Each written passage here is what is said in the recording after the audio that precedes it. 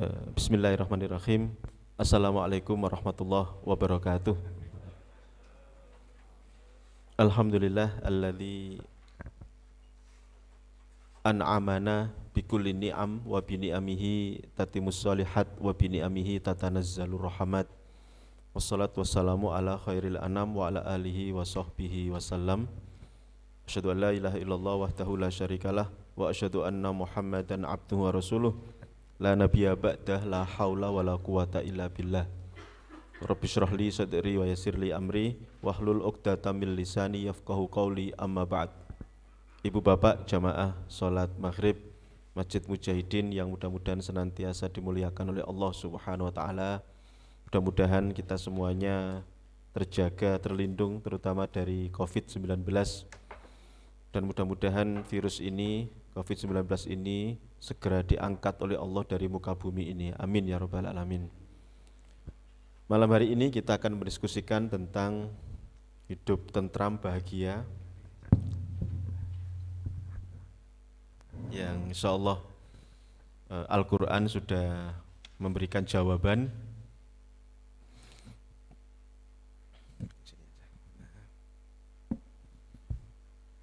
Surat Ar-Ra'd ayat 28, yaitu intinya di kata zikrullah, mengingat Allah, menyebut Allah dan mendekat kepada Allah. Jadi surat ini pendek tetapi dikembangkan dengan panjang sekali oleh para mufassir dan berbagai literatur. Ketika banyak orang mencari bahagia, mencari ketentraman hidup dengan mengumpulkan sebanyak-banyaknya harta, tetapi senang iya, bahagia belum tentu. Kalau harta itu bisa membuat orang bahagia, maka orang yang paling bahagia adalah Qarun misalnya. Qarun itu orang paling kaya, bergelimang harta, yang digambarkan sampai kunci yang dimilikinya, kunci rumah, kunci brankas, kunci gudang dan lain sebagainya itu tidak kuat dipikul oleh karyawannya, saking kayanya ya. Tetapi kita semua tahu Qarun nggak bisa bahagia, dan pada akhirnya kemudian Qarun di dunia saja dikubur hidup-hidup bersama harta kekayaannya. Pangkat, jabatan, kekuasaan, sampai ada yang kemudian rela mengorbankan segalanya, miliaran, untuk bisa menduduki sebuah jabatan tertentu, apalagi presiden ya, sampai untuk merebut jabatan ketua RT saja kadang-kadang ada yang sampai mengorbankan. Kalau ketua RT berapa miliar, berapa juta? Jualan sapi, Masya Allah, ada sampai jualan sapi segala. Jadi ketua RT jabatan rebutan nggak mau. Apalagi yang lebih tinggi lagi, nah ketika menduduki jabatan tertentu yang itu dianggap nanti bisa menjadikan hidupnya tenang, tentram, bahagia, ternyata tidak. Jabatan bisa membuat orang senang, dihormati, disegani, tetapi belum tentu bisa menjadikan orang bahagia. Kalau jabatan bisa menjadikan orang itu bahagia, maka orang yang paling bahagia di dunia ini adalah Fir'aun.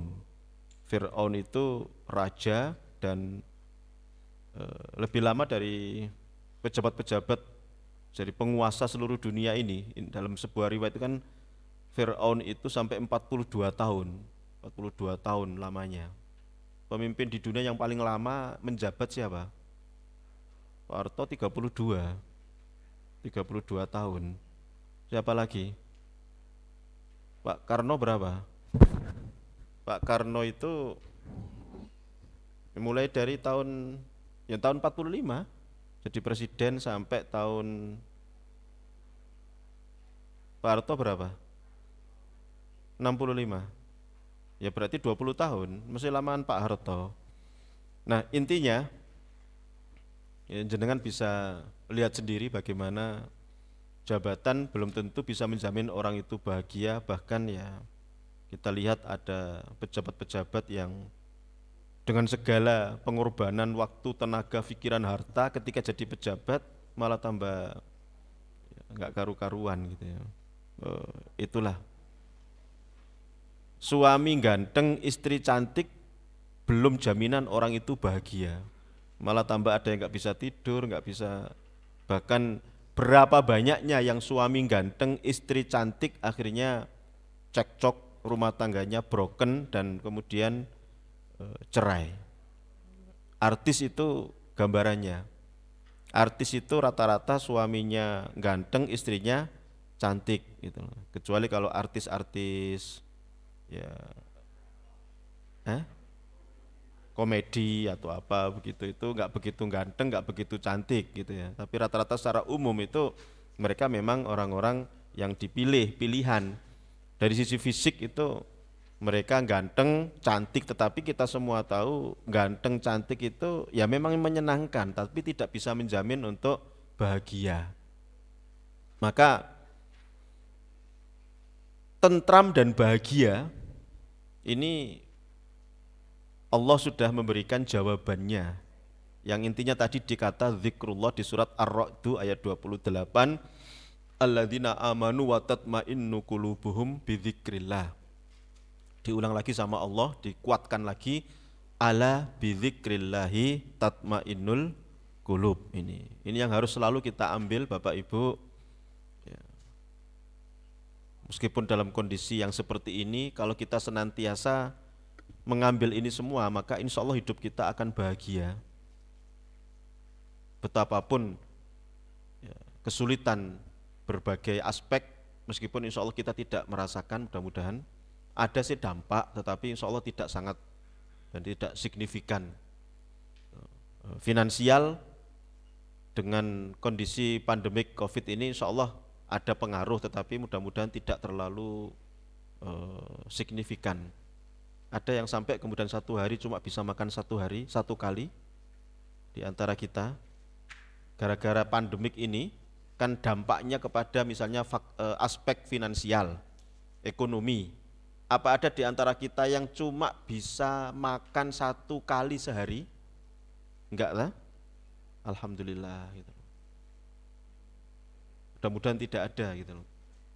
Apa ada di antara kita yang ketika pandemik seperti ini lalu kemudian misalnya yang asalnya makan nasi beras lalu kemudian ganti menjadi nasi jagung atau nasi, dulu zaman penjajahan itu apa namanya, nasi gaplek atau apa begitu, kan enggak ada kan? Alhamdulillah gitu. Kan kita semakin bagus gitu loh. Contohnya di masjid ini pandemik COVID-19 malah tambah fasilitasnya semakin bagus. Ada belakang ini kan juga membuktikan bahwa insya Allah tidak terlalu berpengaruh, dan mudah-mudahan sekali lagi ini semua justru nanti akan bisa menjadikan kita menemukan kebahagiaan hidup yang sejati, dan lebih dari itu kita bisa mendapatkan keberkahan hidup di dunia, lebih-lebih nanti di akhirat. Amin. Maka meskipun kata kuncinya di kata zikrullah, menyebut, mengingat dan mendekat kepada Allah, tetapi para ulama kemudian mengembangkan dari berbagai literatur, baik itu di kitab tafsir para mufassir ataupun dari berbagai kitab-kitab yang lain, maka ada beberapa hal yang perlu untuk kita perhatikan ketika kita menginginkan untuk bisa tenang, tentram, bahagia. Sebelumnya Bapak Ibu, kita perlu memahami kita diciptakan oleh Allah dengan 3 unsur materi yang diciptakan oleh Allah terdiri dari 3 unsur, jasmani, jasad, fisik, rohani. Kalau jasmani ini raga ya, rohani, jiwa, sukma atau rohani lah. Kalau dalam apa itu bahasa hiduplah apa jiwaku hiduplah apa itu lagu apa itu ya, yang bangunlah jiwaku bangunlah ragaku ya, itu lagu apa itu? Indonesia Raya. Sudah banyak yang lupa. Oke, nggak apa-apa. Bangunlah jiwaku, bangunlah ragaku, jiwa raga. Jadi kita diciptakan oleh Allah dari 3 unsur. Yang pertama jasmani, jasad, itu raga. 2 rohani, yaitu jiwa. Yang ketiga, yang membedakan kita dengan makhluk yang lain adalah kita diberi oleh Allah akal, intelektual. Nah 3 ini harus kita berikan porsi yang seimbang. Kalau hanya makan jasmani, makanan jasmani, fisik tok, yang 2-nya nggak dikasih, mesti akan nggak begitu bisa memberikan kebaikan untuk diri dan keluarganya. Bahkan yang sering terjadi akhirnya ya merusak. Kalau orang itu hanya dikasih makan fisik, makan jasmani, setiap hari soto, sate, rawon, gado-gado dan macam-macam, lalu fisiknya kuat itu, maka nggak ada bedanya dengan sapi, nggak ada bedanya dengan kambing gitu loh. Yang kerjanya biasanya ya makan, minum, kawin, makan, minum, kawin. Masih lumayan untuk dirinya sendiri. Kadang-kadang kemudian ya merusak gitu, karena dalam prinsip hidupnya itu hidup adalah untuk makan dan bersenang-senang, sehingga nanti makan apa, makan di mana, dan makan siapa, itu yang menjadi tujuan utama. Hidupnya adalah untuk makan, minum, kawin, bersenang-senang. Ini digambarkan oleh Al-Quran kama ta'kulul an'am balhum afdal, sebagaimana binatang bahkan lebih sesat daripada binatang, karena binatang tidak dikasih akal gitu loh. Maka harus ada makanan yang kedua, yaitu makanan rohani. Makanya uang, harta, fisik, ganteng, cantik, kedudukan, pangkat tadi, jabatan, jadi pejabat ini itu hanya bisa menyenangkan jasmani. Karena memang ini sama-sama materi. Materi memang hanya bisa untuk menyenangkan materi. Jadi materi itu ya uang, materi itu ya harta, kekuasaan, pangkat, jabatan, dan itu hanya bisa menyenangkan dari unsur materi. Senang iya, tapi belum tentu bahagia. Contohnya ya Korun, Fir'aun dan lain sebagainya itu gitu. Maka harus ada yang kedua, yang ini ranahnya ini ala bidzikrillahi tatmainnul qulub, yaitu rohani. Manusia diciptakan dari unsur yang bernama rohani, spiritual, yang tadi disebut sebagai jiwa, sukma, dan ini butuh makanan. Makanannya ya seperti jenengan ini, ibadah, karena ibadah ini rangkaian daripada zikrullah itu. Zikrullah itu menyebut, mengingat. Sholat itu aqimis sholata li zikri, tunaikan sholat untuk mengingat aku, menyebut aku, dan mendekat kepadaku. Maka dengan sholat itu Allah akan menjamin tadi, sholat itu termasuk di antara adalah zikrullah, pasti orang itu akan menjadi tenang dan tentram. Kita sering merasakan itu, membuktikan. Ada masalah, kemudian kita sholat, insya Allah, alhamdulillah, kita awali dengan wudhu, jadi dingin, cool, terus kemudian kita sholat, kita tumpahkan segalanya kepada Allah Subhanahu wa Ta'ala, terutama qiyamul lail. Alhamdulillah, setelah itu kemudian plong, tenang, dan lain sebagainya gitu. Tentu kalau sholatnya benar ya, kalau sholatnya hanya sekedar ritual ya tidak menghasilkan seperti yang diharapkan. Oleh karena itu maka makanan rohani spiritual itu harus selalu dikasih. Kalau kemudian kita hanya mementingkan satu aspek jasmani tanpa rohani, maka hidupnya tidak akan balance, nggak akan seimbang. Ujung-ujungnya ya nggak bahagia, bahkan ada yang kemudian bunuh diri. Makanya Al-Quran di surat Al-Qasas juga menjadikan kita harus seimbang antara duniawiyah dan ukhrawiyah, antara jasmani rohani. Wabtaghi fima ataqallahu darul akhirah wala tansa nasibaka minat dunya. carilah olehmu bekal akhirat. Kasih menu makanan akhirat, tapi jangan lupa kamu juga harus memberikan menu dunia. Tapi jangan lupa dunia, karena kita di dunia ini butuh dunia. Kita tidak bisa menjalankan kegiatan semacam ini kalau tidak ada harta, tidak ada dunia. Untuk beli mic, untuk beli macam-macam ini semuanya membutuhkan dunia. Bahkan untuk membangun masjid ini juga butuh dunia.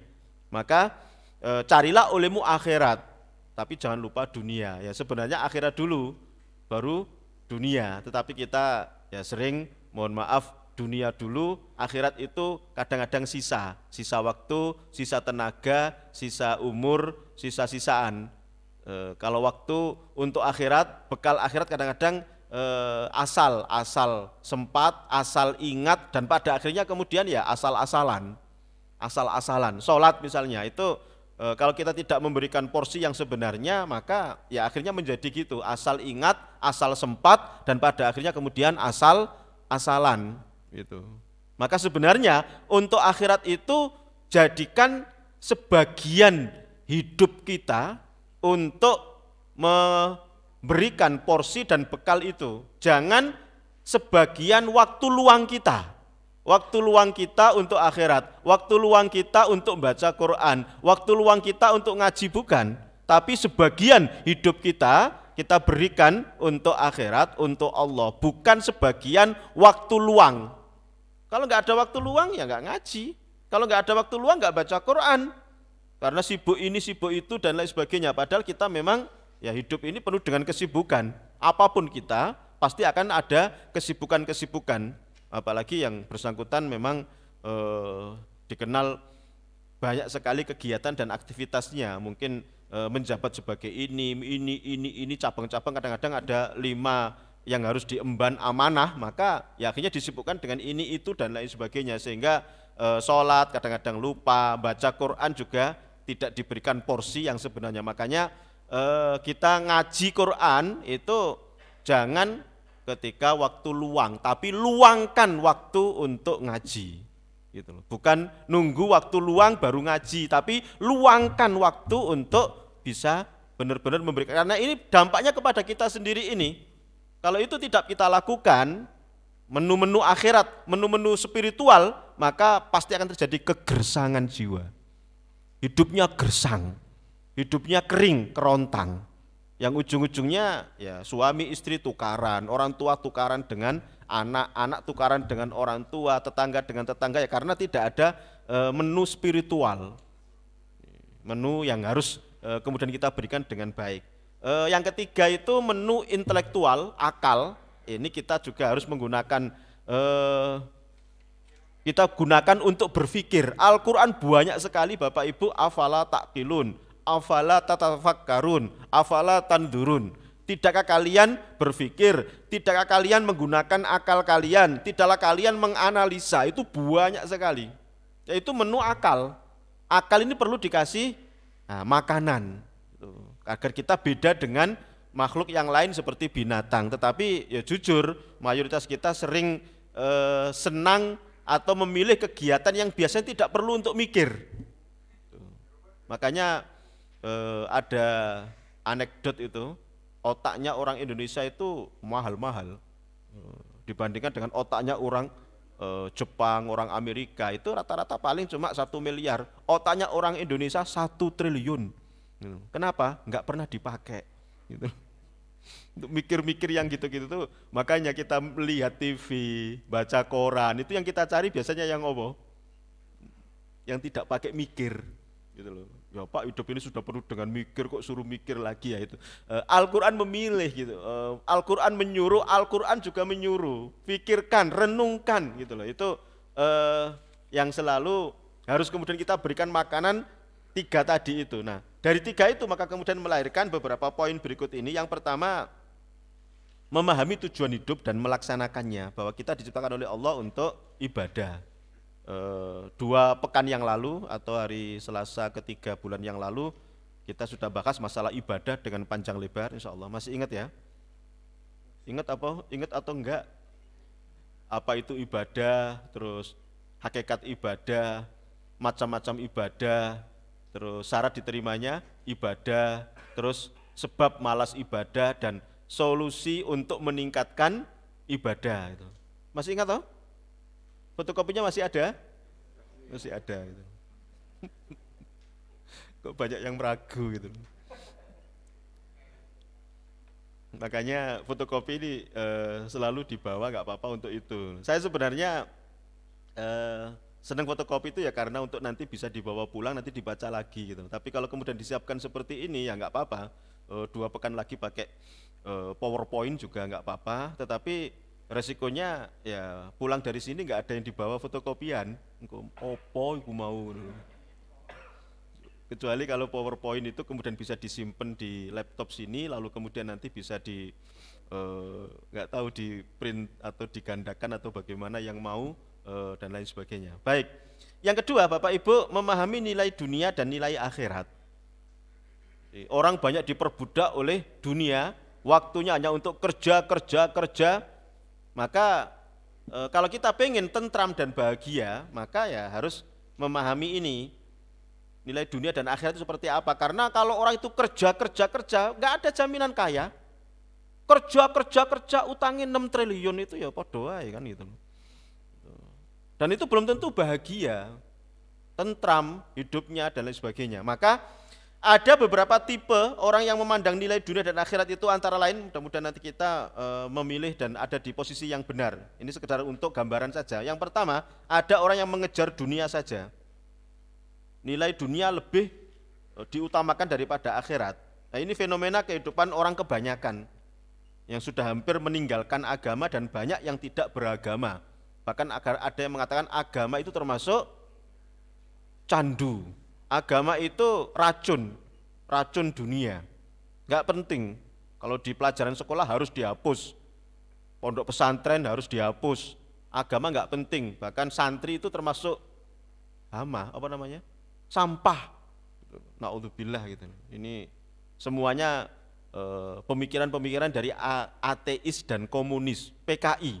Yang PKI itu tidak tahu dan bahkan menjadikan musuh utamanya adalah agama. Dan terutama agama yang paling menjadi musuh adalah agama Islam. Kita semua ini. Nah, hanya mengejar sukses duniawi saja dan sudah tidak percaya dengan kehidupan akhirat. Kadang uang dipandangnya sebagai Tuhan.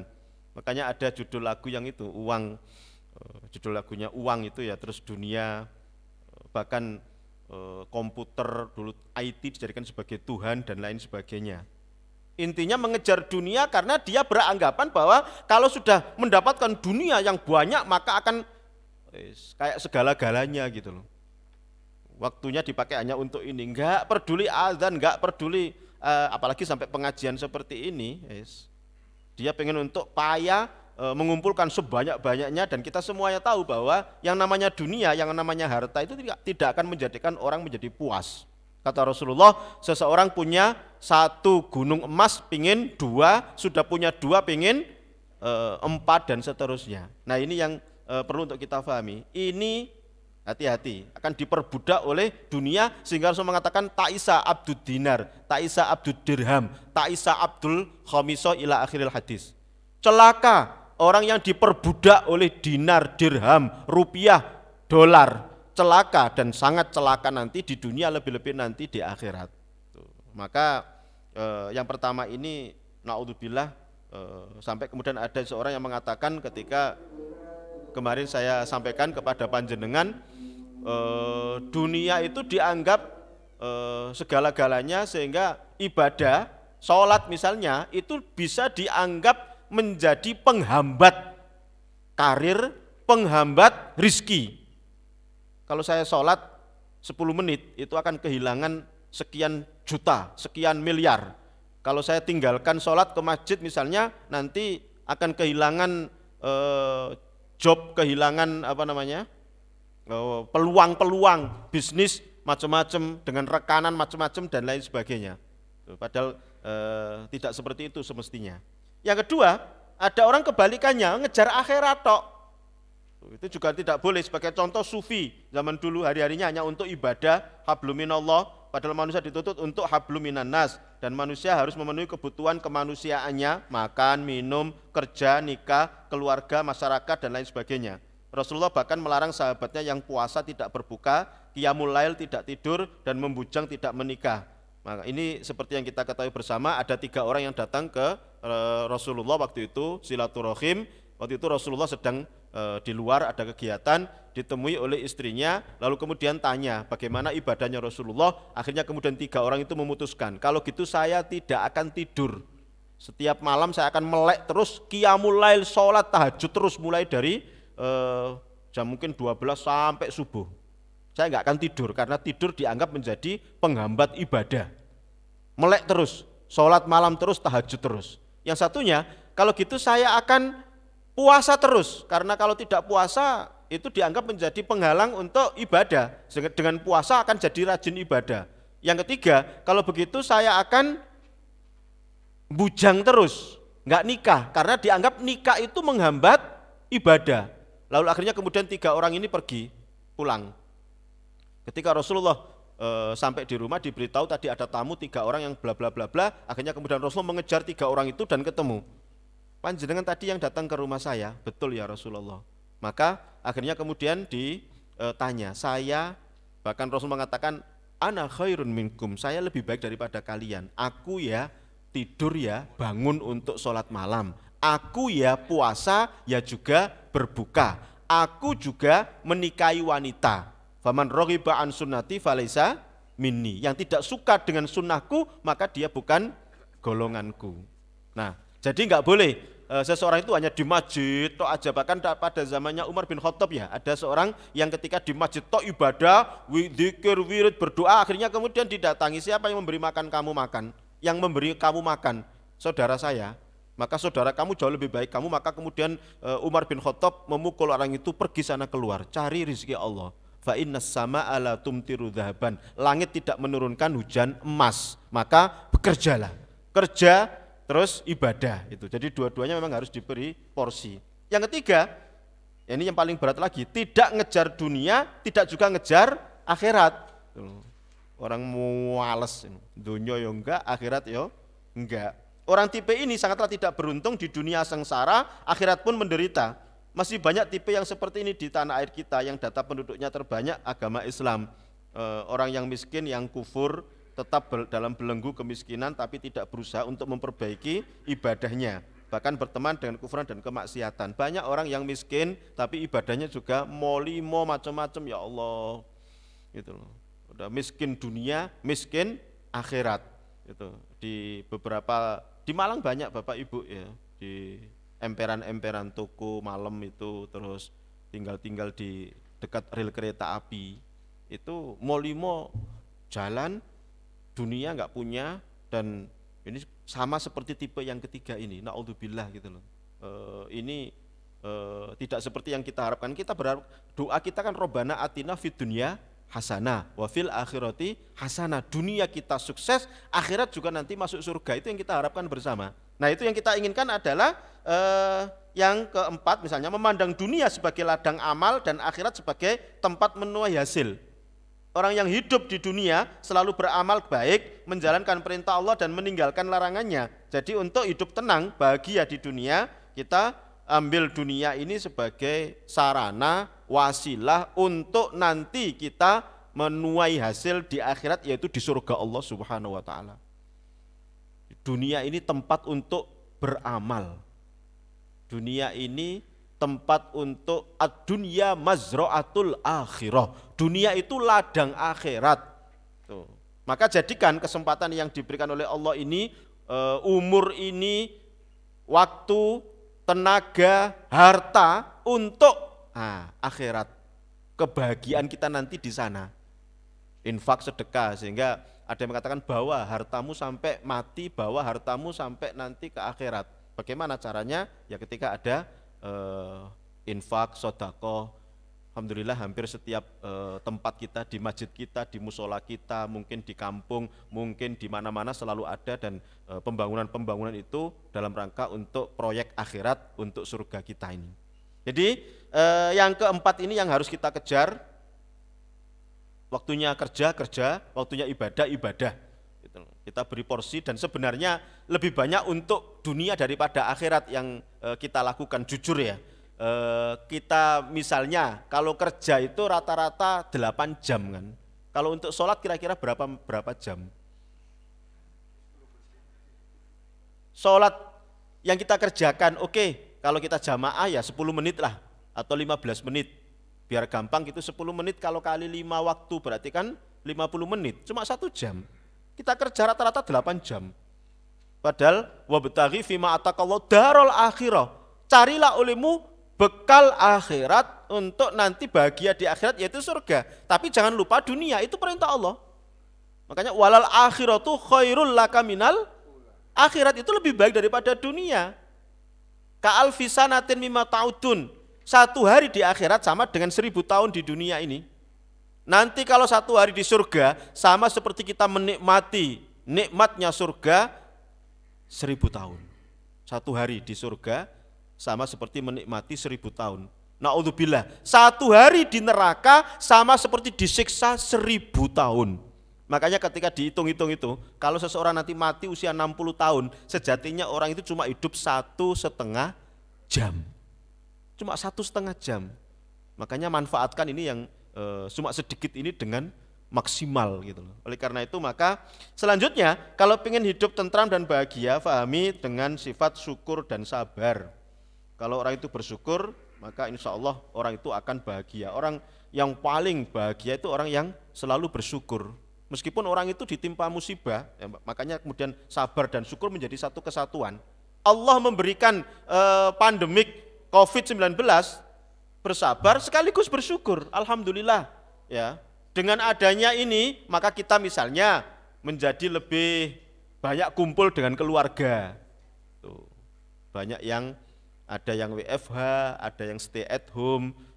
Meskipun juga ketika kita banyak di rumah juga kadang-kadang masalah. Jadi saya ketika belum ada COVID kemarin kan kita berharap mudah-mudahan kita bisa lebih banyak kumpul dengan keluarga. Tuh. Ketika sudah diberikan kesempatan kita bisa kumpul dengan keluarga, dengan istri kadang-kadang ya ada banyak masalah. Saya banyak sekali mendapatkan keluhan, Pak, semakin sering kumpul sama istri sama suami, kok tambah lebih banyak tukarannya daripada harmonisnya gitu loh. Yang jenengan gimana tuh memanagenya? Gitu.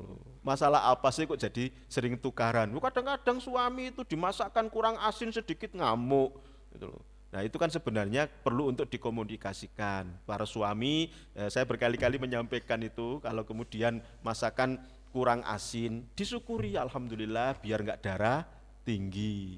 Kalau jenengan pengen tambahi lagi ya udahlah ambil garam. Kalau kasinen ya tetap disyukuri, alhamdulillah bagaimana ya nanti bisa jalan untuk ke dapur ngambil air grojok banyu. Nah, biar enggak hanya duduk tok gitu loh. Itu makanya hidup itu enak sebenarnya. Kita yang mau membawa, kita bawa kemana? Ke arah surga atau ke neraka? Rumah tangga kita bawa ke arah bahagia atau celaka menderita? Tergantung kita.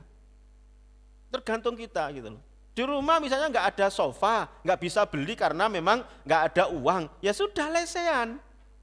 Kan enak, lesehan itu semakin kita sama, duduk sama tinggi, duduk sama rendah, berdiri sama tinggi, kan enak lesehan begitu. Dan sekarang itu malah di mana-mana trennya itu lesehan, rumah makan di mana-mana lesehan. Disyukuri alhamdulillah gitu loh. Maka banyak-banyak bersyukur ini.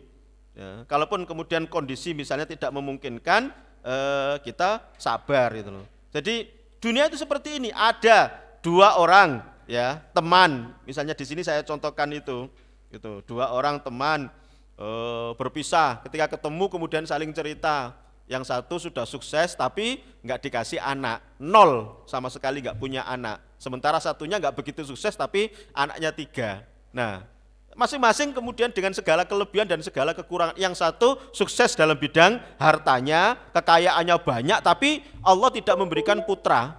Yang satu tidak begitu sukses dalam bidang harta, tapi Allah memberikan anak 3. Apa mau yang punya anak 3 ini atau yang tidak punya anak ini lalu kemudian ayo tukeran begitu, saya kasih hartamu, tapi anakmu saya ambil? Saya rasa tidak akan mau, gitu loh.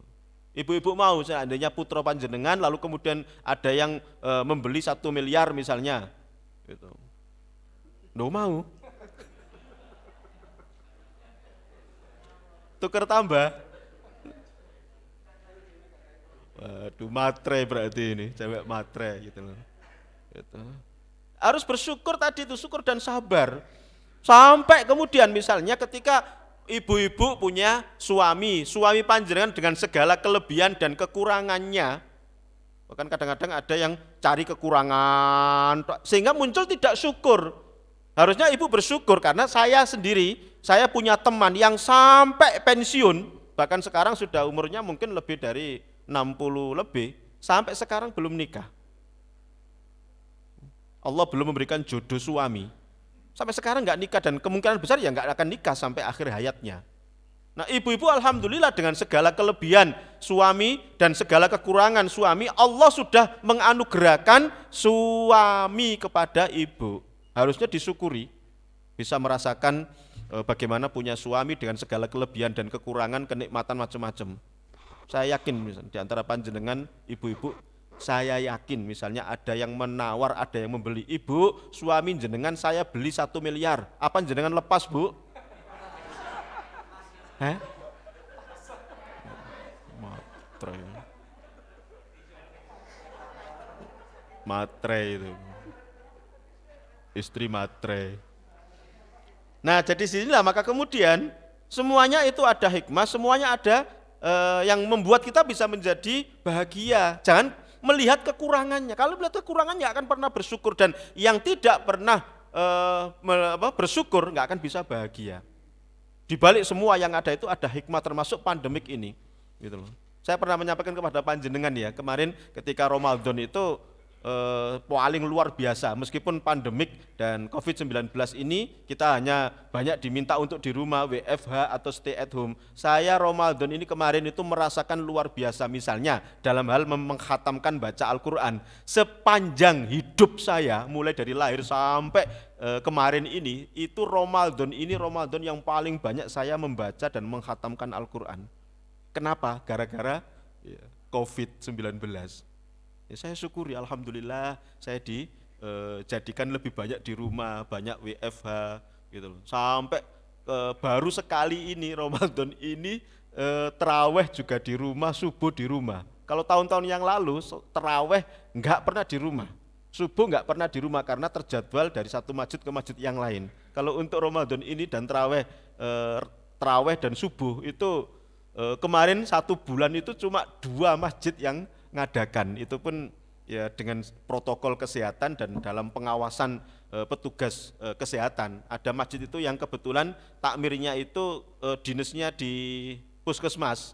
Nah, masjid di Ngantang itu beliau tetap mengadakan Pak, tapi kami punya tim dari kesehatan kerja di puskesmas sehingga semuanya harus semua. Nah, kita mulai datang dan lain sebagainya itu dilakukan dengan protokol kesehatan yang makanya taraweh dan subuh tetap dijalankan waktu itu. Jadi ini sabar dan syukur itu menjadi penyebab orang itu tenang, tentram, bahagia dan lain sebagainya. Kemudian tawakal sudah ikhtiar. Orang beriman harus tawakal kepada Allah setelah berikhtiar, berusaha maksimal. Tidak benci Allah ketika usaha kita yang kita lakukan itu ternyata tidak sesuai dengan apa yang kita harap. Serahkan semuanya kepada Allah, karena asa antuhibbu syai'an wa huwa syarrul lakum wa asa an takrahu syai'an wa huwa khairul lakum. Bisa jadi kita menyenangi sesuatu tapi sesuatu itu jelek untuk kita. Kebalikannya, bisa jadi kita membenci sesuatu tapi sesuatu itu baik untuk kita. Kita benci dengan Covid ini, tapi bisa jadi dengan ini Allah akan memberikan kebaikan kita. Termasuk dengan adanya Covid ini, itu kan kemarin ada disinfektan, sering cuci-cuci, itu kan udara semakin bagus. Luar biasa ini. Terus kemudian di rumah, banyak di rumah, dengan adanya Covid ini, subhanallah penghijauan banyak. Makanya yang paling banyak itu ibu-ibu itu sewenengane tambah nambah kembang bunga, penghijauan di rumah, sampai ada janda bolong, sampai ada dan itu mahal sekali itu, gitu loh. Ada janda bolong, ada sundel bolong, ada duda burik, macam-macam gitu itu. Aglo-agloan gitu, macam-macam itu, dan itu yang viral sekarang dengan itu semakin ada banyak sekali penghijauan dan itu akan membaguskan untuk itu. Baik, kemudian menjaga keseimbangan, memahami takdir dengan benar. Ini sudah saya berkali-kali menyampaikan ya. Menjaga keseimbangan antara rohani, akal dan jasmani. Saya tadi sudah menjawab, sudah menyampaikan ini di awal ya, karena kita terdiri dari 3 unsur itu. Memahami, memandang terhadap dunia bahwa dalam Islam harta itu milik Allah, bukan milik kita. Kita ini cuma dititipi sementara. Harta adalah alat untuk ibadah kepada Allah, maka ada ungkapan peganglah harta itu di tanganmu, jangan kamu masukkan ke dalam hatimu. Nah, nanti di akhirat manusia akan ditanya dari mana harta dan untuk apa dibelanjakan. Maka jangan sampai kita diperbudak harta. Harta hanya membuat kita jadi senang tapi belum tentu tenang dan bahagia. Sekedar contoh Bapak Ibu, ada seseorang yang bisa beli spring bed harga misalnya 100 juta. Spring bed harga 100 juta. Dia bisa senang tidur di atas itu, tapi belum tentu bisa bahagia, nyenyak tidur. Belum tentu. Meskipun tidur di atas spring bed harga 100 juta, ketap, ketop, kelap, kelop itu loh. Belum tentu bisa tidur dengan nyaman. Betapa banyaknya yang hanya tidur di atas stiker, bahkan kadang-kadang di atas becak itu loh. Ngorok-ngorok. Tidur mungkin nggak memenuhi syarat, ya alhamdulillah bisa tenang. Yang barangkali secara finansial besok belum tentu ada harapan makan apa, ngono kadang-kadang ya tidurnya masya Allah. Makanya masalah seperti ini kita tawakal kepada Allah, dan bahkan berkali-kali seandainya kalian tawakal kepada Allah tentang masalah dunia, sebagaimana tawakalnya seekor burung, kalian akan mendapatkan hidup yang nyaman, tenang dan bahagia. Burung itu nggak punya apa-apa di sarangnya. Burung itu ketika lapar keluar nyari makanan, ketika kenyang pulang. Burung nggak ada yang ketika makan keluar nyari makanan lalu kemudian bawa tas, bawa kresek, gelangsing. Ketika ditanya untuk apa Rung? Ya untuk persiapan besok. Nggak berlaku bagi dunia burung. Alhamdulillah. Kita ini masya Allah kadang-kadang itu ya kemuaruk, kadang-kadang kita terlalu tamak. Di rumah itu loh sudah ada beras 1 karung, sudah ada minyak 5 kerdus, sudah ada gula 10 kerdus, sudah ada mie-mian, mie goreng, mie godok 50 kerdus, terutama yang punya toko gitu ya. Ngono kadang-kadang isek ngersulotok itu loh masalahnya. Ya Allah, kita mestinya belajar kepada burung, belajar kepada ayam. Lapar, mari makan, sudah selesai. Insya Allah gak mungkin Allah akan menelantarkan kita semuanya. Nah yang terakhir tadi saya juga sudah menyampaikan, kalau pengen tenang bahagia maka kuncinya jangan jauh-jauh dari Allah. Sebut, ingat, dekat Allah. Sebut Allah, kalau ada apa-apa, innalillah, musibah, bencana, wa inna ilaihi rajiun. Selalu ingat Allah. Kalau ada masalah, musibah, bencana, ini sudah ditakdirkan oleh Allah. Kita nggak akan bisa mengelak dari takdir Allah. Kataballahu maqadiral khalaiki qabla ay yakhluqas samawati wal arda bi khamsina alfasana. Semua yang ditakdirkan Allah ini sudah dicatat oleh Allah 50.000 tahun sebelum Allah menciptakan langit dan bumi. Sudah ada catatannya semuanya. Bahwa misalnya COVID-19 ini 2019 akhir, kalau nggak salah Desember atau November itu, akan ada COVID-19, awal itu namanya corona, pertama muncul dari kota Wuhan, Cina. Itu sudah ada catatannya di Lauhul Mahfud, dan kapan akan diangkat sudah ada catatannya. Dan Allah, bagi Allah, kalau mau mengangkat virus ini dalam waktu 1 detik bisa, karena innama amruhu idza arada syai'an ayyaqula lahu kun fayakun. Makanya kita semuanya hadapi saja ya, ambil hikmah yang ada dan sikapi semuanya dengan tetap kita selalu berdekat, selalu mengingat, menyebut, mendekat kepada Allah. Maka insya Allah hidup akan tenang, tentram, tetap rajin ibadah, makmurkan masjid, infak, sedekah, bantu yang lain yang kekurangan sesuai dengan kemampuan kita. Kalau nggak mampu maka gerakkan saja.